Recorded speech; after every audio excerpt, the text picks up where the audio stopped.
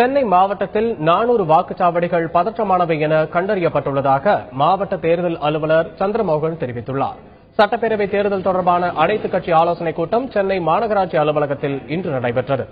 மாவட்ட தேர்தல் அலுவலர் சந்திரமோகன் தலைமையில் நடந்த இந்த கூட்டத்தில் அதிமுக, திமுக உள்ளிட்ட தேர்தல் ஆணையத்தால் அங்கீகரிக்கப்பட்ட 9 கட்சிகளின் பிரதிநிதிகள் பங்கேற்றனர். அப்போது பொது இடங்களில் விளம்பர பதாகைகள் வைக்கும்போது கடைபிடிக்க வேண்டிய நெறிமுறைகள், தேர்தல் விதிமுறைகளை முழுமையாக கடைபிடிப்பது குறித்த சந்திரமோகன் வலியுறுத்தினார். பின்னர் செய்தியாளர்களிடம் பேசிய அவர், சென்னை மாவட்டத்தில் பதற்றமானவை என கண்டறியப்பட்டுள்ள 400 வாக்குச்சாவடிகளுக்கு கூடுதல் பாதுகாப்பு அளிக்க ஏற்பாடுகள் செய்யப்படும் என்றார். எல்லா அசெம்பிளி கான்ஸ்டிடுவன்சிஸ்ல வல்னரபிலிட்டி மேப்பிங் பண்ணியிருக்கோம்.